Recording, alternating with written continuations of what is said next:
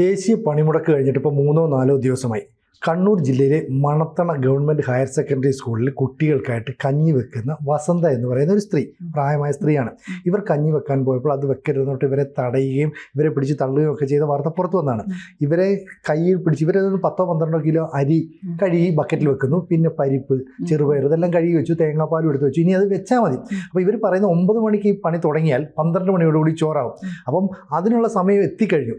അതല്ല എങ്കിൽ സ്കൂൾ പ്രവർത്തനം തുടങ്ങുന്നതിന് മുമ്പ് ഇത് നിർത്തണം. ഇപ്പോൾ ഇവരെ കൊണ്ട് പറയുകയാണ് ഈ അരി ഇടാൻ പാടില്ല, കളയണം എന്നൊക്കെ പറഞ്ഞിട്ട് നിർബന്ധപൂർവ്വം ഇവരുടെ കൈ പിടിച്ച് അരി താഴെ ഇടുകയാണ്. എന്നിട്ട് ഇവരെ പിടിച്ച് തള്ളി. അപ്പോൾ ഇവർ വീഴാൻ പോയപ്പോൾ ചവിട്ടിയത് കത്തിക്കൊണ്ടിരിക്കുന്ന തീയിൽ, അല്ലെങ്കിൽ ഒരു പക്ഷേ വിറക് കഷ്ണത്തിലായിരിക്കാം, അതിൽ ചവിട്ടി നിർത്തും. അപ്പോൾ ഇത്രയുമൊക്കെ പ്രാകൃതമായ ഒരു സമര സമ്പ്രദായം ഇപ്പോഴും നടപ്പാക്കേണ്ട കാര്യമുണ്ടോ? സിനുജി ഇങ്ങനെ പറയുകയാണെങ്കിൽ ഈ വാർത്ത ഞാൻ 2-3 ദിവസം കണ്ടിട്ടുണ്ടായിരുന്നു. ഈ അമ്മ എന്ന് തന്നെ പറയണം കേട്ടോ, കരഞ്ഞോണ്ടാ പറയണേ. അന്നത്തിനെയാണ് ഇവർ വലിച്ചെറിഞ്ഞത്. നാളെയും നമുക്ക് കഴിക്കാനുള്ളതാണ്. ഞാൻ ചെയ്യുന്ന ജോലി എൻ്റെ കുട്ടികൾക്കും എനിക്കും എൻ്റെ ഭർത്താവിന് വേണ്ടിയില്ല, ഇവിടെ പഠിക്കുന്ന നിർധനരായ 100 കണക്കിന് കുട്ടികൾക്ക് വേണ്ടിയാണ് ഞാൻ പാചകം ചെയ്യുന്നത്. എനിക്ക് വയ്യെങ്കിൽ പോലും ഞാൻ എങ്ങനെയെങ്കിലും വരും, കാരണം അവരുടെ ഉച്ചയൂണം മുടങ്ങരുതെന്ന് വിചാരിച്ച്. എൻ്റെ മക്കളുടെ പ്രായമുള്ള കുട്ടികളാണ് ഇങ്ങനെ ചെയ്യുന്നത്. വലിച്ചെറിയാണ് അവരെ ചെയ്തത്. അവർക്ക് ഇവിടെ ഒരു മുറിവ് അന്ന് കണ്ട ചിത്രത്തിൽ എനിക്ക് തോന്നുന്നു ഇവിടെ ഒരു മുറിവും കൂടെ അവർക്ക് ഉണ്ടായിട്ടുണ്ട്. കരയാണ് അവർ ചെയ്യുന്നത്. അവർക്കത് സഹിക്കാനോ ഉൾക്കൊള്ളാനോ പറ്റിയിട്ടില്ല. ഇങ്ങനെയാണോ സമരം ചെയ്യേണ്ടത്? നിങ്ങൾ അരി വേണ്ട, ഉണ്ടാക്കണ്ട എന്ന് പറഞ്ഞ് എന്നെ തടഞ്ഞെങ്കിൽ ചെയ്ത് എല്ലാം റെഡിയായി കഴിഞ്ഞിട്ട് നമ്മൾ ചെയ്യുമ്പോൾ ഇതൊരു മീഡിയയ്ക്ക് വേണ്ടി ചെയ്യുന്ന പേഴ്സണായിട്ട് നമുക്ക് തോന്നും. നമ്മളൊരു ജേർണലിസ്റ്റ് ആയതുകൊണ്ട് നമുക്ക് തോന്നും വേറെ എന്തിനു വേണ്ടിയിട്ടാണ്, അല്ലെങ്കിൽ അവർക്ക് അതിന് മുമ്പ് ഒന്ന് ചെയ്യാമല്ലോ. അതുപോലെ ആദ്യമായിട്ടാണ് ഇങ്ങനെ അതിക്രൂരമായ വിധത്തിൽ പൊതുജനങ്ങളെ തടയുകയും ഭീഷണിപ്പെടുത്തുകയും ഉപദ്രവിക്കുകയും ചെയ്യുന്ന ഒരു പണിമുടക്ക് നമ്മൾ കാണുന്നത്. കുറേ നാളായിട്ട് ഇങ്ങനെ കണ്ടിട്ടില്ല. അത് പണിമുടക്കാണെന്ന് അറിയും, എന്താണെന്ന് വെച്ചാൽ അങ്ങനെ. പക്ഷെ ഇത് വയലൻ്റായിട്ട് ഈ ക്യാമറയുടെ മുമ്പിൽ വരുന്ന ഓരോരുത്തരുടെയും മുഖഭാവം കാണുകയാണെങ്കിൽ ഇതാ കൊല്ലാൻ വരുന്നു എന്ന് പറഞ്ഞ് വടിവാളായിട്ട് നിൽക്കുന്ന പോലെ നമുക്ക് തോന്നുന്നത്. ഒരു സീൻ ഞാൻ ഓർക്കുന്നു. ഒരു മീൻ വിൽപ്പനക്കാരനാണ്. അദ്ദേഹത്തിന് ആ മീൻ വന്നു കഴിഞ്ഞാൽ അല്ലെങ്കിൽ നശിച്ചു പോകും, വിൽക്കാൻ പറ്റില്ല.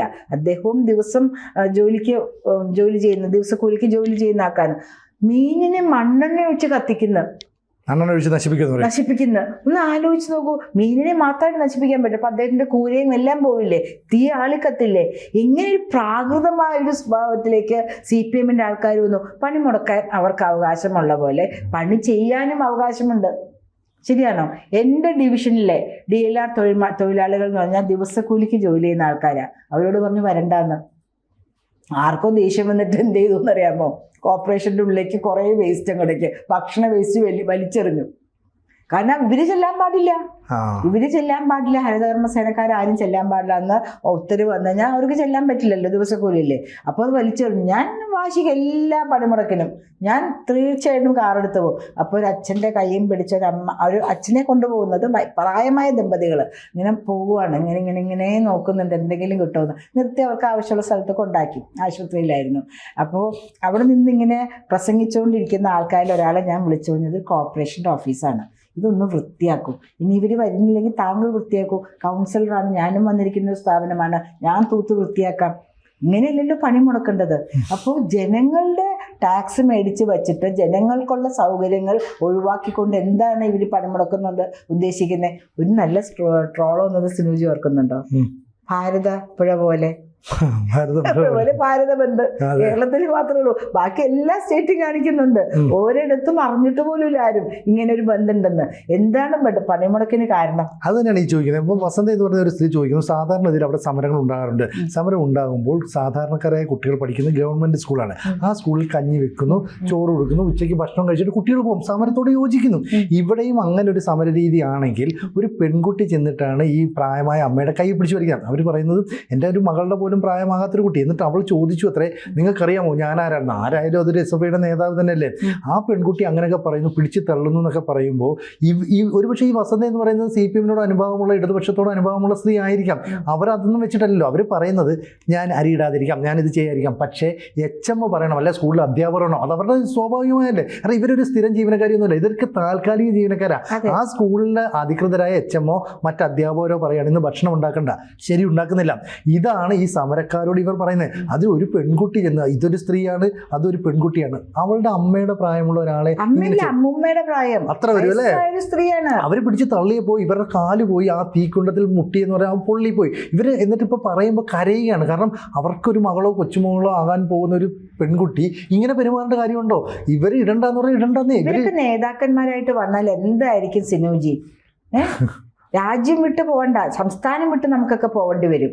ഇങ്ങനെയുള്ള ആൾക്കാരെയാണ് വളർത്തിക്കൊണ്ട് വരുന്നത് എങ്കിൽ CPM ഇതുപോലെ ക്രൂരതയും രക്തം കണ്ടാൽ അറയ്ക്കാത്തതുമായ ആൾക്കാരാണ് വളർന്നു വരുന്ന നേതാക്കന്മാരെങ്കിൽ നമ്മളെപ്പോലുള്ള സാധാരണക്കാർക്ക് ഇവിടെ ജീവിക്കാൻ വാസയോഗ്യമല്ലാതെയായിത്തീരും. പണ്ട് കടമ്മനിട്ടയുടെ ഒരു കവിതയുണ്ടല്ലോ, പെട്ടെന്ന് അത് കിട്ടുന്നില്ല, വാസയോഗ്യമോ എന്ന് പറഞ്ഞിട്ട് ഉള്ള ഒരു കവിതയുണ്ട്.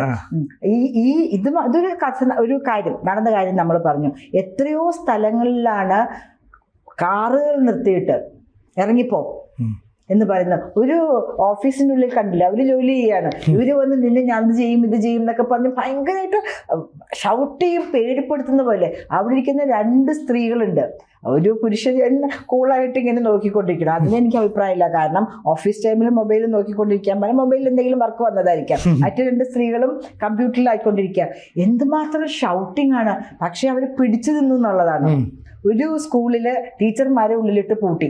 പോലീസ് ഉദ്യോഗസ്ഥന് സിയുടെ റാങ്ക് പോലെയൊക്കെയാണ് തോന്നിയത്, വന്നിട്ട് അദ്ദേഹത്തിനെ ഇവർ ആക്രമിക്കുകയാണ്. അപ്പൊ പറഞ്ഞെന്താ പറയുക, ഈ പൂട്ടിയിട്ടവരെ 3:30 ആകുമ്പോൾ തുറന്നുകൂടെ, ഇവർ ഇതിലും ജോലി ചെയ്യാമെന്നല്ലേ 3:30 വരെ കഴിയട്ടെ, 3:30 ആയിട്ട് തുറക്കുന്നില്ല. അപ്പൊ പറഞ്ഞ് സമരം കഴിഞ്ഞ രാത്രി 12 മണിക്ക് അപ്പൊ തുറന്നു വിടാമെന്ന്. അപ്പൊ ആ പോലീസുകാരൻ ആർജവത്തോടെ അത് പൊളിച്ചതുകൊണ്ടാണ് സംഭവിച്ചത്. പക്ഷെ അതിനേക്കാട്ടിലൊക്കെ ക്രൂരമല്ലേ, ആക്രമിച്ചുകൊണ്ട് ആക്രോശിച്ചുകൊണ്ട് അവരാ നിൽപ്പുണ്ടല്ലോ. ഒരു പോലീസ് ഓഫീസറാണ്, നിയമം പാലിക്കേണ്ട വ്യക്തിയാണ്. അദ്ദേഹത്തെ പോലും മാനിക്കാതെ നിന്ന ക്രൂരമായ മനസ്സിന് പിണറായി സഖാവ് എന്താണ് ചെയ്യാൻ പോകുന്നത്? അദ്ദേഹമാണ് ആഭ്യന്തരം കൈയാളുന്നത്. എന്നിട്ട് ആ പോലീസ് ഓഫീസർ സ്വന്തം കൈ കൊണ്ട് എന്തൊരു ചെറിയ സാധനം വെച്ച് അടിച്ചടിച്ചടിച്ച് തുറക്കാണ്. പൂട്ടല്ലേ, പൂട്ടിയിട്ടിരിക്കുകയാണ്.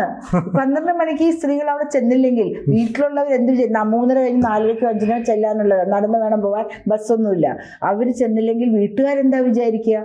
പേടിച്ചു പോവില്ലേ? എന്തിനാണ് ഇങ്ങനെ ടെററൈസ് ചെയ്യുന്നത്? ഇവിടെ ഇവിടുത്തെ പ്രശ്നം ഈ സമരം ചെയ്യുന്ന ആൾക്കാർ സമരത്തിന്റെ ഭാഗമായിട്ട് വരുമ്പോൾ ഒരു പെൺകുട്ടിക്ക് അവരുടെ കൂടെ നിൽക്കുന്ന കുറെ ആളുകളുടെ ധൈര്യം ഉള്ളതുകൊണ്ട് എന്ന് പറയാണ് ഇവിടെ ചോറ് വെക്കരുതെന്ന്.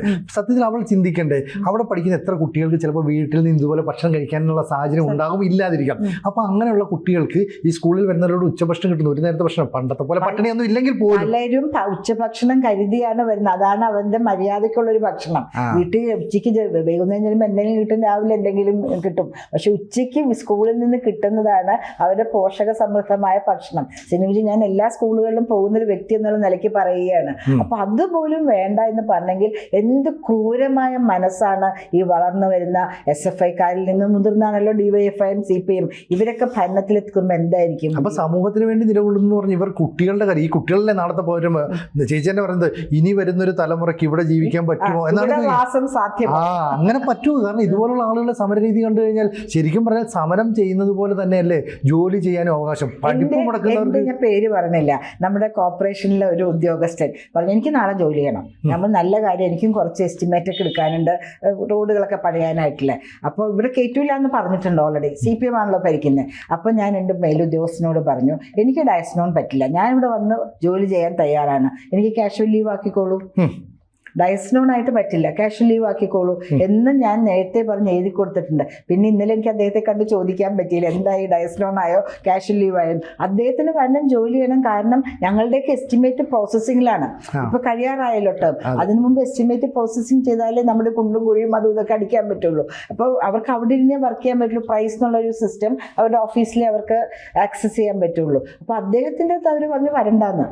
അദ്ദേഹം പറഞ്ഞു എനിക്ക് ഡയസ്നോൺ പറ്റില്ല. എന്തെന്നാ ഇത്? ഇവർ തന്നെ സ്പോൺസർ ചെയ്ത ഇതില് ഡയസ്നോൺ. നമ്മുടെ ഗണേഷ് കുമാർജി പറഞ്ഞു ഞാൻ ഓടിക്കും. ഒരു ഭയങ്കര വൈറലായ ഒരു വീഡിയോ ഓർക്കുന്നു, ഒരു ഡ്രൈവർ KSRTC ഡ്രൈവർ ഹെൽമെറ്റ് ഒക്കെ ഇട്ടുണ്ട്. നിർത്തിച്ചു.